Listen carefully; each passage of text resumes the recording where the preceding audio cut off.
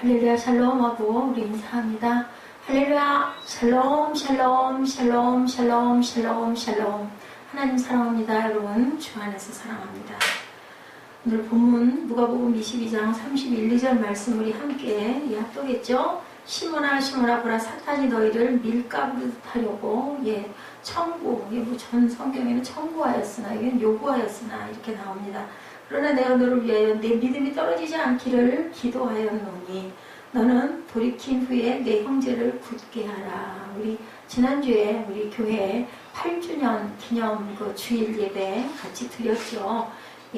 지난 8년 동안 하나님께서 지켜주시고 예수님의 교회 머리가 되셨음에도 불구하고 다사다난 많은 고난들이 있었습니다. 지금으로부터 한 130여 년 전에 그 정도 즈음이죠. 이 나라에 하나님의 복음이 많은 선교사님들을 통해서 들어왔습니다. 이게 사무엘 모 목사님이 그 교회를 설립할 때 하셨던 말씀을 제가 잠깐 인용해서 여러분들에게 전하겠습니다. 우리나라 그 시대의 신분 제도가 굉장히 신분 차별을 굉장히 많이 할 때였죠. 모 목사님은 그런데도 불구하고 늘 이렇게 말씀하셨다고 합니다. 복음 앞에서 모든 사람은 평등합니다. 그렇죠. 복음 앞에서 평등합니다. 빈부 귀천, 종이나 그땐 종도 있었으니까 또 아주 천하게 여겼던 직업이 있죠. 소, 돼지 잡는 옛말에는 백정이라고도 합니다. 그죠? 그런 사람들 지금 정육점 누가 한다고 뭐라고 손가락질하는 사람 아무도 없잖아요. 근데 그때는 그걸 파는 사람들을 굉장히 백정이라고 거지보다도 더 천하게 멸시하고 여겨서 어디를 가서도 자기 신분을 드러내지를 못했는데 그 승동교회라는 대한 예수교 장로회에 그런 사람들이 많이 찾아왔다고 그래요. 그 당시 승동교회는 백정교회라는 별명이 붙여질 정도로 그런 사람들이 많이 왔다고 그래요.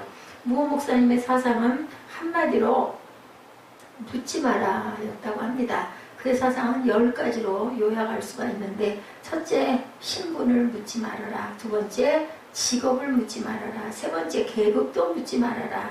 네 번째, 당파 묻지 말아라. 학업 묻지 말아라. 재산 묻지 말아라. 고향을 묻지 말아라. 나이를 묻지 말아라. 소득을 묻지 말아라. 마지막 과거를 묻지 말아라. 그렇죠? 제가 이 10가지를 보면서 굉장히 동의가 돼서 여러분들에게 전합니다. 그분이 승동교회를 세우실 때 이분이 오셔서 이렇게 말씀을 하셨고, 그리고 그 교회는 그 이후로 그런 지금 10가지 해당되는 그런 많은 사람들이 찾아와서 오죽하면 교회 이름이 백정교회가 될 정도였다. 그런 사람들이 많이 온다라는 거죠. 교회는 누구나 다 포용해야 됩니다. 남녀 빈부가 없어지고, 그죠? 귀천이 없어진 게 우리 기독교로 인함이죠. 보면 처음에 초기에 지었던 교회들 보면 이렇게 가로대로 막아놓기도 하고, 휘장으로 반을 막아가지고 이쪽은 남자 반, 이쪽은 여자 반 이렇게 해서 앞에 강대상에서는 설교가 되는데 남성과 여성 사이는 칼을 막아놓기도 하고 이런 모습들이 많이 보입니다. 그래도 그죠? 여성들도 아주 당연하게 당당하게 나가서 예배를 드릴 수가 있고 찬송을 할 수 있었던 아주 대단한 개혁의 물결이 일어난 것이 바로 우리 기독교 복음을 통해서다. 사도 바울이 에베소서 4장 3절에 이렇게 기록해 놨죠. 평안에 매는 줄로 성령의 하나 되게 하신 것을 힘써 지키라. 평안에 매는 줄로 성령이 하나 되게 하신 것이 과연 무엇일까요? 우리에게 뭐라고 하나 되게 하신 그것을 지키라고 말씀합니다. 우리에게 하나 되게 하셨음을 누가? 성령께서. 우리가 한 게 아니죠. 그죠? 우리 모두는 예수 안에서 하나가 되었는데 예수님은 교회의 머리이시기도 하고 교회는 또한 예수님의 몸이다. 여러분 모두는 예수님의 몸입니다. 그런데 어떤 사람들에게 아까 그 영상에도 나와 있듯이 내가 거룩한 삶을 살려고 말씀대로 살려고 노력하는 사람들에게 그죠? 임하셨을 때 그 몸들이 저와 여러분의 몸이 성전이다. 이렇게 얘기를 합니다. 왜냐하면 예수님이 우리 안에 계시잖아요. 그런 사람들은 성전이에요. 근데 계시지 않으면 그냥 사람일 뿐입니다. 몸일 뿐이죠. 그리고 우리 모두는 그 몸에 예수님 몸의 지체들이죠. 바울은 성령님이 이미 하나가 되게 하신 것을 평안에 매는 줄로 힘써 지키라. 단단하게 지키라고 부탁을 하십니다. 그 이유는 우리가 하나 된 것을 깨트리려고 하는 악한 세력이, 반대 세력들이 있기 때문이겠죠. 지키는 거는 뭐가 있으니까 지키죠. 우리가 돈을 지킬 때는 왜 지켜요? 누가 가져갈까봐 지키잖아요. 이런 것처럼 이 악한 세력, 반대 세력이 있기 때문에 분명히 지키라고 말씀하셨다. 자, 미국 목사님을 초청해서 말을 어떤 간증을 들은 적이 있었다고 합니다. 어느 교회에서 자기 교회 한 여자 성도에게 들은 말을 그대로 그분이 전해주시는데, 예, 그 여자 성도분이 비행기를 탔다고 그래요. 근데 옆에 앉은 사람이 열심히 타자마자부터 어디까지 가는 동안 오랜 시간 동안을 그렇게 고개를 숙이고 기도를 하더라고 합니다. 예, 이분도 성도님이니까 관심이 갔겠죠. 어떻게 저렇게 열심히 신실하게 기내에서도 저렇게 기도를 할까, 그런 마음을 갖고 있는데 드디어 기도가 끝났대요. 그래서 조심스럽게 인사를 했다고 그러죠. 예수 믿으시죠? 이렇게 물어봤다고 그래요. 그러자 놀랍게도 아니요, 저는 예수 믿지 않습니다, 그러더랍니다. 그래서 미안스럽게 생각하면서 아유, 기도를 열심히 하셔서 저는 예수 믿으시는 분인 줄 알았습니다, 이렇게 얘기를 했더니, 예, 맞습니다. 제가 기도하기는 했는데요, 당신이 말하는 하나님께 기도한 게 아니라 저는 사탄에게 기도했습니다, 이렇게 당당하게 얘기를 하더라는 거죠. 이분이 깜짝 놀라서 물었다고 합니다. 아니, 선생님은 어떻게 사탄에게 뭐라고 기도하셨습니까? 너무 궁금한 거죠. 대답이 이랬다고 그래요. 이번 주에 미국에 있는 30개 교회가 서로 다투다가 분열하게 해달라고 기도했습니다. 이렇게 얘기를, 실제 있었던 일이에요. 거짓말이 아닙니다. 그 사람은 사단 숭배자예요. 이런 사람들이 너무 많은데, 좀 다른 건, 보통 사람들은 자기가 그렇다고 얘기 안 하는데 이분은 이렇게 아주 떳떳하게 얘기를 한 게 좀 저도 의아하다. 그런데 그 여자 성도님이 당혹스러웠던 것은 그 사단 숭배자가 사단에게 기도하면서도 너무나 간절한 모습으로 열심히 기도하더라는 거죠. 예, 오늘 본문 누가복음 22장 31절 말씀 본문이죠. 시몬아 시몬아 보라, 사단이 밀가루르듯 하려고 너희를 청구하였다. 우리 청구서 아시죠? 청구서가 날라오면 뭐 해야 돼? 내야 되잖아요. 밀가루르듯 어떻게 까불러요? 여러분들 혹시 시골에 옛날에 저는 봐서 압니다. 키라는 게 있어요. 약간 뭐라 그럴까, 부채살 같이 생긴 이렇게 넓적한 키를 가지고 곡식을 넣어서 이렇게 까불러요. 까불르면 어떻게 해요? 가벼운 무슨 위에 쭉정이들 이런 거 다 날아가고, 무거운 것, 쌀, 조, 팥 이런 것들을 밑으로 가라앉아서 그런 걸 걸르는 역할을 하는 키입니다. 이렇게 키 까부르듯이 너희들에게 내놓으라고, 너희들 나가라 나가라 나가라 하고 청구한다. 오늘 본문 말씀이에요. 키 앞부분은 넓고 평평하고 뒷부분 좁고 안으로 오므라져 들어있죠. 농부는 밀과 같은 곡식을 키에 담고 까불러가지고 알곡과 흔들고 위아래로 막 흔들면 쭉정이를 구별을, 쭉정이는 가볍잖아요. 그렇게 해서 구별해 내는 거죠. 그래서 알곡만 남게 되고 작물들은 다 키 밖으로 나갑니다. 사단은 밀가루듯이 우리를 흔들려고 한다라는 거예요. 때로는 환란의 바람으로 자꾸 뒤흔들어 놓기도 합니다.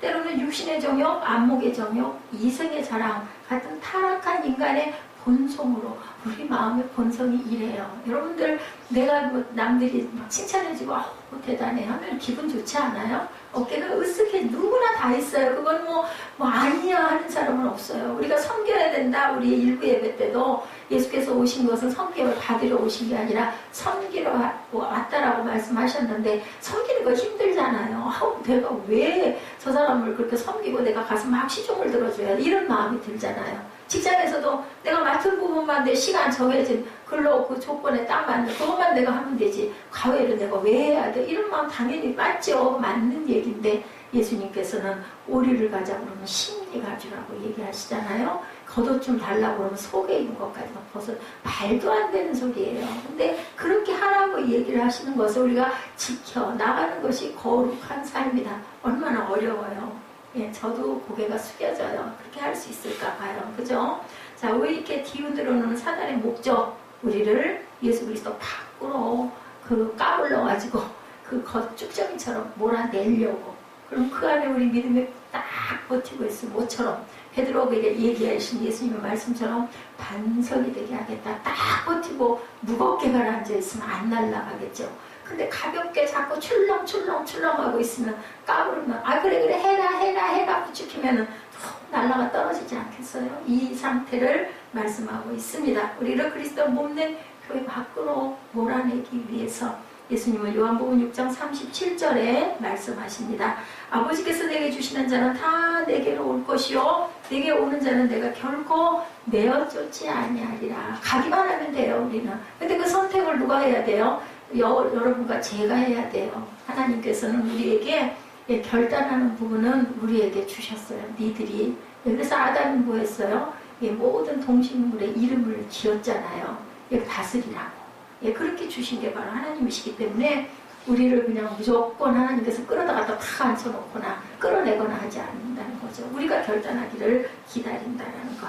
교회 머리신 예수님 우리를 절대로 내어쫓지도 잃어버리지도 않고 기다리고 계시는데 가는 건 저와 여러분이 가야 된다. 가는 방법을 알아야 되겠죠. 그죠? 목적도 알아야 되겠죠. 왜요? 무슨 목적이에요? 거룩해져야 내가 구원을 받으니까. 우리 지금은 잘 살아가고 계시지만 여러분 모두가. 근데 나이가 점점 10년 더해가지 않겠어요? 70대고 80대고 90대고 뭐 예를 들어 100세를 사신다고 합시다. 100년 후에는 어디로 갈 거냐는 거죠. 굉장히 심각한 얘기입니다. 우리는 구원받고 예수 믿고 우리가 선포했으니까 하나님의 길을 따라가려면 그 길을 잘 알아야 가고 가는 방법도 성경 안에 다 가르쳐주고 있죠. 그래서 성경을 여러분들이 열심히 잘 그대로 읽기만 하면 소용이 없죠. 아까 그분도 그러셨고 목사님도 알기만 하면 소용이 없다고 그것을 행하고 나아가야 된다라는 말씀입니다. 예수 그리스도의 세 가지 직임이 있으시죠. 무슨 왕 같은 그리고 제사장 같은 선지자 같은 그런 예수 삼중직을 다 갖고 계신 그리스도시다. 첫째로 예수님은 우리의 제사장이시라는 거 너무나 잘 아시죠. 32절 상반부에 뭐라고 말씀하고 계세요? 그러나 내가 너희를 위하여 내 믿음이 떨어지지 않기를 기도하였노니 그렇게 얘기합니다. 그러나 하고 얘기를 하죠. 32절에 보니까 31절에는 뭐라고 말씀하셨나? 밀가루를 까부리려고 요구하였으나 예요. 내가 너희를 위하여 믿음이 떨어지지 않기를 내가 기도하고 있는다. 그 무슨 말일까요? 세상에서 살아갈 때요. 예수 믿는 자는 안 믿는 자는 사단이 자꾸 밀가루를 까부른다는 얘기예요. 그런데 내가 기도하고 있다라고 말씀하고 계세요. 절대로 그런 거 주지 않을 거야. 네가 나를 믿기만 하면 너 편안하게 갈 수 있게 해줄 거야. 이렇게 말씀하시지 않았다라는 거. 왜 예수를 믿고 내가 이렇게 하라는 대로 다 봉사도 잘하고 헌신도 잘하고 헌금도 잘하고 11조도 잘하는데 도대체 왜 나는 이렇게 힘든 거야? 이 말 하지 말라는 겁니다. 우리 일부에 그때 얘기했죠? 환난과 고난을 많이 받게 할 것이다. 그것을 잘 극복하고 견디는 목숨 저와 여러분 뭘로? 믿음으로 견뎌야 돼요. 왜냐면 말씀에 기록되어 있잖아요. 오늘 우리 김정국 형제님인가요? 선한 일을 하다가 낙심하지 말라. 포기하지 않으면 반드시 거둘 때 반드시 있잖아요. 반드시 내가 꼭 거두게 해줄 거예요. 믿어야죠. 조금 하다가 그냥 아이고 이거 뭐 해봐도 안 되네. 뭐 이거 까불리는 거예요. 그럼 뭐 어디로 갈 건데? 어디로 튀어갈 건데요? 밟혀서 문 밖에 버려지리라. 소금의 역할을 못해요. 결국은 튀어나가면. 그죠? 부뚜막에 소금도 집어넣어야 짜다 그래요. 그 역할은 누가 해요? 내가 소금을 집어넣어야 된다. 절대로 우리를 내쫓지 않으시고 그러나 그죠? 위대한 반전을 가져오는 단어 우리에겐 참으로 자연스럽고 감격스러운 단어라는 것을 알아야 된다. 밀가루도 아무리 사단이 까부르려고 해도 그러나 대제사장이신 예수님이 우리를 위해 기도하고 계신다는 걸 믿어라.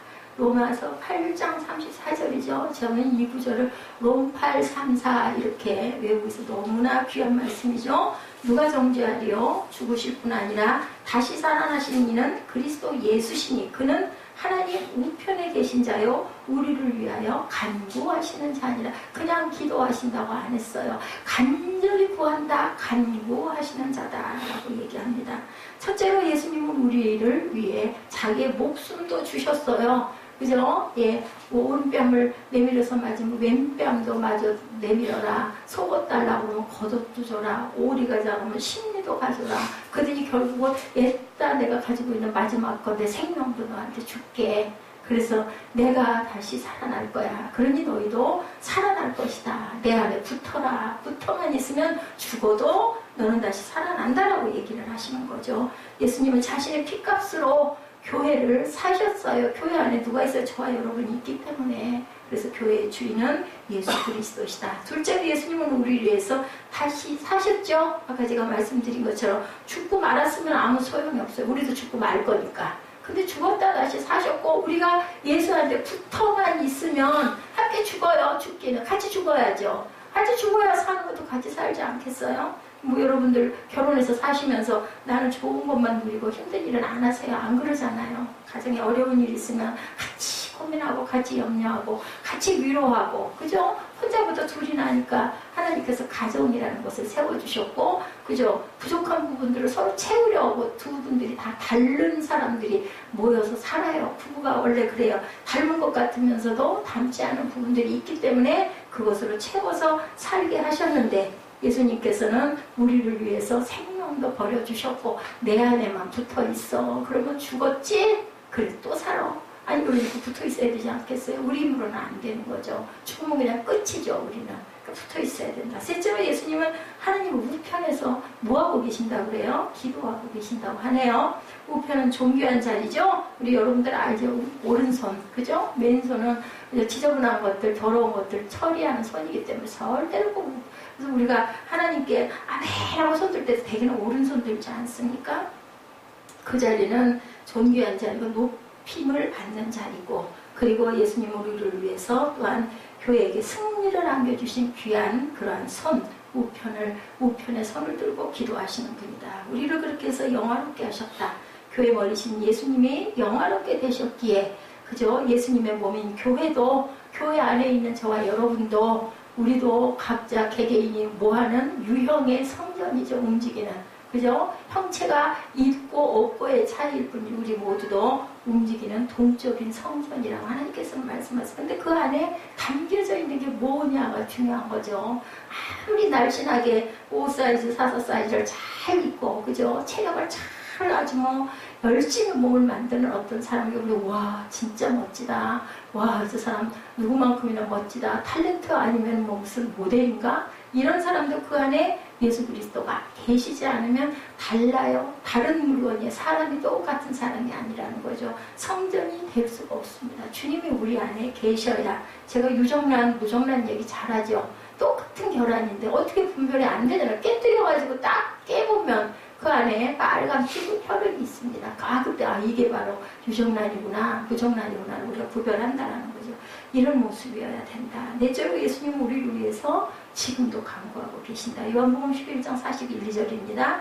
예수께서 눈을 들어 우러러보시고 가라사대 아버지여 내 말을 들으신 것을 감사하나이다. 항상 내 말을 들으실 줄을 내가 알았나이다. 뭐 했어요? 우러러보시고 기도하신 거죠. 예. 기도는 꼭 여러분들 눈을 감고만 하는 건 아니에요. 눈을 뜨지 않는 이유는 집중하려고. 그리고 눈 뜨고 있으면 뭐 누구 사람이 움직이거나 뭐하거나 하면 자꾸 눈이 돌아가죠. 이거 막느라고 눈을 감는 거지 꼭 기도를 눈을 감고 하는 것은 아니라는 거. 그래서 말씀하시죠. 눈을 우러러 하늘을 보시고 뭐 하셨어요? 가라사대 말씀하셨어요. 기도하셨죠. 아버지여 내 말을 들으신 것을 감사하는. 말을 어떻게 했을까? 기도하셨겠죠. 이렇게 말씀합니다. 하나님은 언제나 예수님의 기도를, 하나님은 언제나 예수님의 기도뿐 아니라 저와 여러분의 기도도 들으세요. 마음으로 기도하시는 것도 들으십니다. 우리 마음이 어디에 가 있는가가 중요하다. 우리 마음 안에서 자꾸 하나님 예수님을 밀어내면 안에 오시질 않아요. 그건 왜냐면 선택의 의지를 우리에게 주셨기 때문에. 내가 선택하지 않고 내가 인정하지 않으면 내 안에 예수께서, 내 안에 성령께서 절대로 임재하시지 않는다라는 것을 기억하시기 바랍니다. 우리를 위하여 친히 강구하신다. 강구도 그대로 이루어주시죠. 사단은 교회를 분열시키려고 하죠. 교회를 넘어뜨리려고 합니다. 사단의 임무예요. 그게 깨뜨리려고 넘어뜨리려고 하는 것이. 자, 지난 130여 년 동안, 그죠? 사단은 우리 모든 교회들을 이런 방법으로 흔들었다라는 것. 어떤 교회나 양반과 상민의 갈등을 통해서 일제의 압제를 통해서 우리나라도 마찬가지로 6.25 동란을 통해서 자유주의의 신신학을 통해서 도시 재개발이라는 법규를 통해서 모든 나라를 모든 교회들을 이렇게 많이 흔들고 우리나라는 반만년 역사를 여기까지 왔어요. 지금이 가장 가장 잘 사는 시대가 아닌가. 어떻게 우리가 이렇게 살리라고. IMF 때 제 기억이 나요. 뭐 저는 정치에는 별 관심이 없습니다만은 절대로 극복 못한다고 그랬어요. IMF 극복 못한다고, 무너질 거라고. 어땠어요? 그러고 나서 10수년 지나고 나서 엄청난 눈부신 발전을 했죠. 하나님의 도우심이 아니고 이렇게 됐겠느냐고. 뭐 누군가가 훌륭한 대통령이 이끈 것도 아니고 정치인이 이끈 것 절대로 아닙니다. 예, 이것을 여러분들이 아셔야 됩니다. 교회의 머리신 예수님은 이렇게 우리의 대제사장이 되셔서 우리를 위해서 지금도 친히 간구하고 계신다. 그죠? 예수님은 우리를 영화롭게 하시고 그리고 하나님 보좌 우편에 앉으셔서 오늘도 지금도 끊임없이 저와 여러분을 위해서 기도하고 계신다는 거. 그래서 교회들은 흔들림이 없을 것이고 우뚝 설 것이고 영원할 것이다. 교회 안에 있는 성도들이 하나가 되었을 때, 그죠? 우리가 항상 오늘 본문 말씀처럼 우리가 항상 그 마음을 품었을 때 까불려도 거기에서 절대로 미끄러지거나 거리에 포함되지 않아야 된다. 찬송가 245장 1절에 시온성과 같은 교회 그의 영광 한없다. 허락하신 말씀대로 주가 친히 세웠다고 그랬어요. 교회는요 사람이 세우는 게 아니에요. 물론 사람이 움직여서 말씀 받아가지고 세우죠. 그렇지만 그 뿌리 안에는 하나님의 명령이, 하나님의 그 사명이 있었기 때문에 교회들은 탄생을 합니다. 간섭 위에 세운 교회 흔들 자가 누구랴. 모든 원수 에워싸도 아무 근심 없도다. 원수와 에워싸도 왜 근심이 없어요? 예수께서 지키시니까. 그리고 하나님께서는 포기하지 않으면 끝내는 꼭 이루어 주신다라고 기도하셨기 때문에 제가 이 말씀 굉장히 좋아하는데 오늘 제가 이거 여러분들에게 기도하면서 함께 읽으면서 은혜를 받았어요. 포기하면 안 돼요. 몇 가지 고생했는데 지금까지도 인도해 주셨는데 앞으로도 인도해 주실 걸 믿는다. 우리는 원든지 원하지 않든지 한 해 한 해 나이를 먹어갑니다. 지금은 뭐 예수 믿어도 그만 안 믿어도 그래도 교회 가야지 하지만 세월이 좀 더 흘러서 우리가 60대 70대가 되고 나면 이제 살 날보다 갈 날이 어디로 갈 거냐고요. 어디로. 우리 집이 어디냐고요. 그냥 그렇게 하고 깜깜한 암흑 속으로, 그죠? 죽음 속으로. 그냥 암흑으로만 끝나면 좋겠는데 분명한 것은, 그죠? 우리의 영혼의 세계가 가는 곳이 있다는 거 저는 그거 확실하게 믿습니다, 여러분들. 사단이 우리를 바라보는 것보다 예수님은 우리를 훨씬 더 바라보고 눈동자같이 바라보신다고 그러죠? 지키신다고 그러죠? 주무시지도 않는다고 그러죠? 졸지도 않으신다고 그러죠? 머리카락 하나까지도 우리 머리카락 몇 개인지 아세요? 모르잖아요, 아무도. 하나님은 아신다고. 왜냐하면 지으셨으니까. 그죠? 자동차 만드는 사람이 자동차를 고치지 않습니까? 그거 보고 고치는 거잖아요. 우리는 그거 뭐 끌고는 다니지만 못 고칩니다. 이렇게 하나님께서는 우리를 만드셨기 때문에 우리의 모든 내면의 마음까지도 포함되어. 저는 저 말씀이 굉장히 두려운 말씀이에요. 우리를 눈동자같이 항상 바라보고 계신다. 다 뚫리는 거죠. 우리 엑스선 촬영하면, 초음파 촬영하면 내부가 다 보이잖아요. 그거보다 더 강한 빛으로 저와 여러분을 비추고 알고 보고 계신다. 예수님은 우리를 자신의 피값으로 사셨기 때문에 절대로 포기하지 않습니다. 이브리서 3장 1절 말씀입니다. 그러므로 함께 하늘에 부르심을 입은 거룩한 형제들아, 우리의 믿는 도리에 사두시며 대제사장이신 예수를 깊이 생각하라. 어떻게 생각할까요? 말씀을 열심히 묵상하시고 말씀 속에서 하나님의 생명을 발견하시기 바랍니다. 비록 사단이 밀가부르듯 하려고 우리를 청구하였더라도 우리의 대제사장인 예수님이 우리를 위해 기도하고 계신다는 사실을 명심하고, 그죠? 내 편, 이거 혹시 아세요? 예, 우리에게 정말 힘세고 그리고 능력 있고, 그죠? 모든 걸 다 잘하는 사람이 내 편이 돼주면 우리 얼마나 기운이 나요? 절대로 두렵지 않죠. 불안하지 않죠. 예, 내 편이 하나도 없으면 어떻든가 여러분들. 그럼 막 불안해요. 나 여기서 주저앉으면 어떡하지? 근데 세상에서 가장 힘센 하나님이, 예수님이 우리를 다 붙들고 가지고 계신다는데 여러분들 뭐 걱정하세요? 걱정할 일 없잖아요. 그 믿음이 정말 참 믿음이면 염려, 근심, 걱정. 그래 항상 성경에 보면 너 근심, 걱정 말아라. 계속 말씀하시는데 그냥 노래할 때만 하고 그래도 근심, 걱정 되는데 그런지 저희들 몫이에요. 저도 그 얘기 때문에 제가 어제 그제 그런 얘기를 들으면서 많이 생각을 했습니다만 안 해야 되는데 근심 걱정을 하게 되는 거 왜 그럴까요? 우리 약해서 그래요. 그거 능히 할 수 있으면 뭐 걱정할 일이 하면 되니까. 근데 과연 이거 잘해야 할 텐데 그 마음 때문에 염려, 근심, 걱정하는데 하나님께서는요 저와 여러분이 얼마나 잘하고 못하고 뭐를 하고가 중요하지 않다고 그러세요. 믿는 마음만 있으면 된다. 조그만 그릇이어도 상관없다는 거죠. 큰 대단한 위대한 일 그거 하나님 보시기엔 아무것도 아니다. 믿음으로 염려와 근심 걱정을 비워라. 사단이 우리를 자신의 키 속에 넣고 아무리 뒤흔든다 할지라도 우리는 안전함을 믿으면 염려하고 두려워할 필요가 없다라는 거죠. 우리는 분명히 승리할 것이고 그리고 영화롭게 될 것이고 영원할 것이다. 우리 몸이야. 그죠? 노쇠에서 쇠퇴해서 죽어질지라도 흙으로 돌아갈지라도 그죠? 그렇지라도 우리 영은 달로 어떻게 된다고 새로워진다고 말씀하죠. 둘째 예수님은 우리의 선지자이시기도 하다. 32절 중반이죠. 너는 돌이킨 후에 이렇게 얘기를 합니다. 32절 중반에 보면 내가 너를 위하여 내 믿음이 떨어지지 않기를 기도하였으니 너는 돌이킨 후에 내 형제를 굳게 하라. 먼저 내가 서야 내 형제를 굳게 하지 않겠느냐. 돌이킨 후에 그러나 내가 너를 위하여 내 믿음이 떨어지지 않기를 기도하였냐. 너는 돌이킨 후에 내 형제를 굳게 하라. 예수님은 베드로에게 말씀하시죠. 베드로야 내가 만약 돌이킨다면 그죠? 예수님은 베드로에게 조건적으로 말씀하지 않았어요. 너는 돌이킨 후에 베드로에게도 똑같은 말씀을 합니다. 단정적으로. 예수님은 베드로가 돌이키려는 사실을 미리 알고 계셨다는 거죠. 이 안나가 많은 교회를 돌아다니면서 갈등을 하고 놓치기도 하고 안타까워도 했지만 하나님께서는 너는 아마 거기 갈 것이다라는 걸 알고 계셨다는 거죠. 그리고 결국은 선택을 우리는 합니다. 갈등을 하다가 33절이죠. 저가 말하되 주여 내가 주와 함께 오게도 죽는데도 가기를 준비하였나이다. 그가 말하되 주여 내가 주와 함께 오게도 죽는데도 가기를 각오하였나이다. 예수께서 이르시되 34절에 베드로야 내가 내게 말하느니 오늘 타불기 전에 내가 3번 나를 모른다 부인하리라 하시니라. 모른다 부인했죠. 그거는 예수님께서 뭐 그거 미리 너 그렇게 될 거야. 너는 분명히 그렇게 될 그거 아니에요. 그렇게 될 것을 이미 미리 알고 계셨다는 거죠.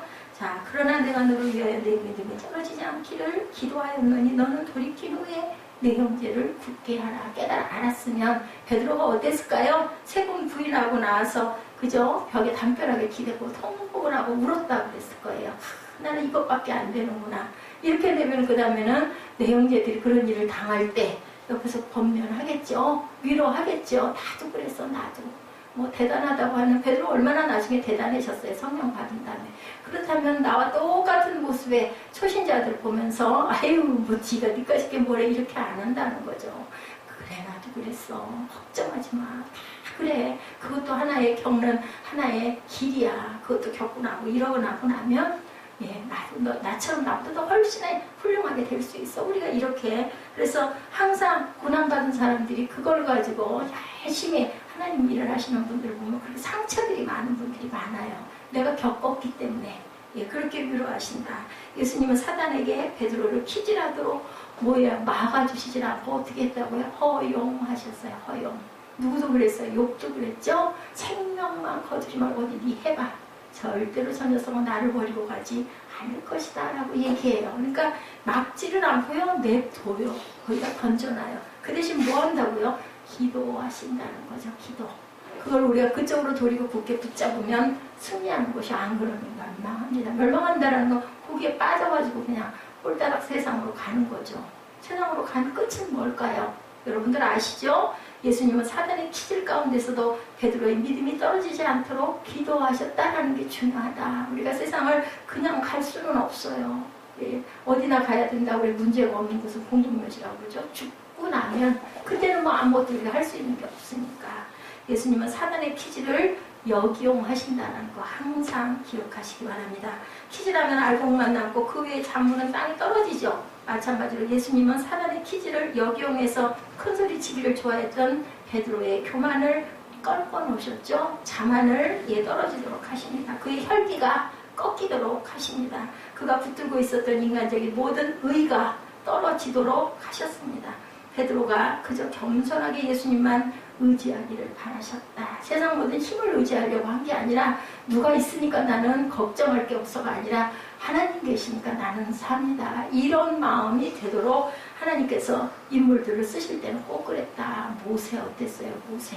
그죠? 예, 그렇게 궁전에서 왕자로 그 기가 막힌 그 학문과 모든 것들을 다 지녔는데도 결국은 모세가 사람 죽이고 도망가잖아요. 광야에 가서 40년 동안 양치기로 그 양치기를 하면서 40년 동안 뭐 했을까요? 모세가 뿌리에 뭐가 있었을까요? 그죠? 하나님 계셨겠죠. 하나님 계셨기 때문에 항상 두는 하나님을 바라보고 있어서 하나님께서 어느 날 떨기나무 불꽃사에서 모세야 모세하고 불렀어요. 근데 만약에 믿음이 없었다면 부르시는 음성을 못 들었을 거예요. 여러분들도 부르세요. 저와 여러분을. 근데 우리 귀에는 아무것도 안 들리죠. 그래서 저는 그 말씀이 굉장히 귀하다고 생각합니다. 쉐마 이스라엘아 들으라. 그죠? 항상 말씀하시는데 우리는 귀가 둔해서 귀가 막혀서 못 듣는다는 게 중요합니다. 예수님은 사단의 기질 속에서 베드로의 믿음이 떨어지지 않도록 기도하시고 그것이 바로 예수님이 저와 여러분을 쓰시는 방법이라는 것을 아시기 바랍니다. 하나님이 이스라엘의 위대한 지도자 모세를 쓰셨을 때도 이러한 방법이었다. 그는 애굽 왕의 학술도 배우고 말과 행사가 능했던 그러한 모세였죠. 애굽 왕 바로의 딸의 아들로서 많은 권세도 누렸습니다. 뭐 부러울 게 없습니다. 그런데 결국은 그러한 사건을 통해서 미디안 광야로 끌어내십니다. 광야예요, 광야. 예, 우리가 환난 고난은 하나님께서 광야 가운데 나를 놓으시고 어떻게 하시라고 연단하고 계신다는 것을 기억하고 절대로 죽이지는 않으실 거야. 내가 할 수 있는 최선을 다하시면 나머지는 뭐 하세요? 하나님께서 하신다는 거. 제가 예지한테 그 얘기했어요. 나는 벌써부터 이렇게 입시 전쟁을 치르게, 그죠? 내가 서울에서 살았더라면 이런 거 없을 텐데. 근데 특수고등학교 가려면 어디를 가나 다 시험을 봐야 돼요. 근데 그 영화 어딘가 뭐 다니는 것도 처음에 갈 때는 너무너무 막 불안하고 겁났는데 두 번째 가니까 조금 더 편해지고 세 번째 가니까 더 편해지고 이제는 아마 합정동 가는 게 뭐 아무 생각 없이 왔다 갔다 할 수 있을 거죠. 그게 처음부터 그렇게 되지는 않는다라는 거죠. 모세가 80이 되었을 때 더 이상 자신의 힘을 의지할 뭐가 있겠어요. 모세는 진짜 건강하신 분이에요. 저는 지금도 이렇게 기력이 없는데 아까 바람이 제가 자꾸 앞으로 오다 보니까 이 모관이 다 말라가지고 자꾸 기침이 나더라고요. 그래서 머리를 좀 내리니까 좀 낫네요. 이게 지혜죠. 뭐 왜 그러는지 몰랐어요. 왜 자꾸 이렇게 모관이 말라가지고 침이 말라가지고 막 말을 하려고 하는데 기도하는데 아주 힘이 들더라고요. 이렇게 그런 경우를 겪어보지 않으면 우리가 그것을 깨달아 알 수가 없다라는 거죠. 우리 교회는요, 우리 모든 교회들은 한국의 어머니의 교회들이다라는 것을 기억하시기 바랍니다. 한국의 모든 교회들의 앞장을 서서 민족의 복음화와 세계 선교를 통해 중심적인 역할을 감당해야 할 교회, 그 교회 중에 물론 작은 교회지만 우리 교회도 그 교회 중에 하나 세빛교회입니다. 이 일을 위해서 예수님은 그동안 우리를 모세와 같이 광야로 지금도 오늘도 그죠? 우리 광야 가운데 있죠. 우리 교회를 보면 그렇습니다.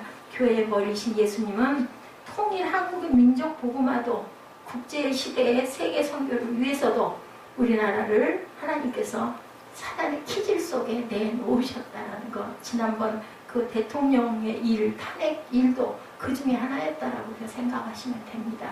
그래서 좀 더 나은 대통령이 또한 다시 당선이 되고 그 일이 또한 우리가 거울이 되어서 그런 일이 다시는 일어나지 않겠죠. 그게 막 그대로 끌려갔으면 어쩔 뻔했어요. 그죠? 뭐가 살렸어요? 촛불 시위가 그 모든 국민들의 마음이었죠. 막 전쟁을 하고 총칼을 들고 나가서 싸운 게 아니고 피 흘리고 싸운 게 아닌데 오히려 그것이 세계 모든 사람들의 여론이 집중되게 하는 그런 사건들. 하나님께서 우리나라를 정말 사랑하시고 귀하게 생각하신다는 것. 우리나라가 6.25에서 희년이 2220년이더라고요. 희년이 몇 년이에요? 70년 된 해가 희년이에요. 그래서 그렇게 요즘에 목사님들이 통일 기도를 많이 합니다. 이제 희년이 됐으니까 돌아가잖아요. 원상태로. 남북이 하나 되게 해주옵소서 하고 기도를 하죠. 2220년이 뭐 2017년이니까 얼마 남지 않았죠. 때문에 우리는 항상 기도해야 된다. 예수님은 우리의 선지자이시고 예수님 우리가 분열의 고통을 당하게 될 것을 아시면서도 우리를 희진하도록 내버려 두셨고, 그리고 또한 정말 못 살고 죽을 것 같은 그 시대를 겪고 지금은 이렇게 경제 대국으로 앞장을 서 있죠.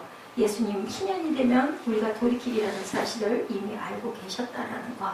우리 세계교회를 포함한 이 땅의 모든 교회들은 다시금 한국의 모교회로, 어머니 교회로 모세처럼 바울처럼 크게 쓰임을 받는 교회가 될 줄로 믿습니다. 교회를 보고 어쩌고 저쩌고 세상에서 아무리 얘기를 해도 그래도 하나님의 일을 열심히 하는 교회들, 선한 일을 하는 교회들도 많이 있죠. 셋째, 예수님은 우리의 왕이십니다. 제사장의 역할, 선지자의 역할, 세 번째로는 왕으로서의 역할도 감당하고 계신다. 32절 하반부죠. 내 형제를 굳게 하라 얘기합니다. 만왕의 왕이신 예수님이 하신 말씀이죠. 미국의 대통령도 그 자리에서 물러날 때가 있죠. 대통령이 바뀌면 정책도 바뀝니다. 그러나 만왕의 왕이신 예수님은 영원하세요. 절대로 바뀌는 일이 없으시죠. 어제나 오늘이나 영원토록 동일하다는 것을 아시기 바랍니다. 만왕의 왕이신 예수님이 하신 말씀, 예수님의 명령은 반드시 그대로 이루어진다. 내 형제를 굳게 하라. 베드로에게 명하신 예수님은 그의 형제들을 굳게 할 수 있는 뭐를 주시겠어요? 굳게 하라고 할 때는 힘과 능력을 주시죠. 모세를 내보낼 때도 아론 형을 붙여주시죠. 예, 다 해주세요. 제자들을, 12제자들을 내보낼 때도 예수께서 능력을 주고 내보내셨다 이렇게 얘기하십니다. 하나님께서 모든 힘과 능력을 주신다. 예수님은 하늘과 땅의 모든 권세를 홀로 가지신 우리의 왕이시기 때문이다. 오병이어의 기적도 어땠어요? 도시락 갖다 놓으니까 그걸로 축사하고 이제 갖다 나누라 하지 않아요? 주시죠. 근데 뭔가 우리 손바닥에 있는 건 있어야 된다. 그거를 꼭 이용하십니다. 사람을 꼭 사용하시죠. 베드로는 예수님을 모른다고 3번이나 부인했습니다. 너무 잘하는. 그런 뒤에 그는 상한 심령을 가지고 디베라 바다로 가서 고기를 잡죠. 남은 인생 이제 나는 자격도 없어. 나는 실패한 인생이야. 아무것도 되는 일이 없어. 에라 그저 하던 대로 내가 할 수 있는 건 그거밖에 없으니 고기나 잡고 살자. 그럭저럭 살 거야. 예, 그렇게 마음에 상심하고 갔을 때 누가 찾아오셨어요? 예수께서 그냥 두지 않고 찾아오십니다. 그럼 묻죠. 네가 나를 사랑하느냐? 네가 나를 사랑하느냐? 네가 나를 사랑하냐? 그렇다면 내 어린 양을 먹이라. 그의 사도직을 다시금 이렇게 회복시켜 주십니다. 우리가 땅끝까지 땅바닥까지 깊이 내려가고 나면 나 죽겠습니다. 죽든 살든 모르겠나이다 하고 나면 하나님께서는 분명히 건져 올리신다.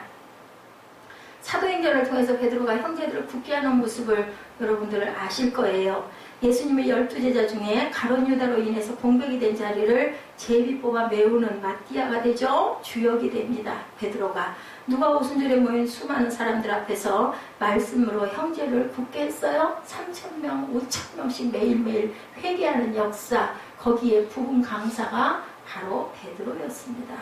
누가 가이사랴의 백부장 고넬료와 그의 가정을 굳게 했어요? 베드로에게 성령이 임하셔가지고 고넬료가 너를 찾아올 것이니 그를 따라 그의 집을 가거라 라고 말씀하시죠. 여러분들 하늘에서 내려온 그 바구니에 그 부정한 음식들 기억나시죠? 이것도 내가 먹으라 그러면 먹어야 돼. 백부장이 어떤 사람? 이방인이기 때문에 그때는 이방인의 집에 안 갔거든요. 그리고는 그 이후에 환상으로 보여주시고 고넬료가 찾아오는 부분이 여러분들 성경에서 보셔서 아실 겁니다. 우리가 그것을 뜻을 알아야 된다. 베드로는 그가 거룩한 베드로 전후서를 통해서 형제들을 굳게 했어요. 굳게 하라고 여기에 말씀하신 그대로. 그의 서신서에는 예수님이 그에게 명하신 말씀대로 형제들을 굳게 하는 내용들이 많이 기록되어 있습니다. 베드로전서 5장 8절에서 10절 우리 한번 볼까요? 뭐라고 말씀하셨는지. 베드로전서 5장 8절에서 10절입니다.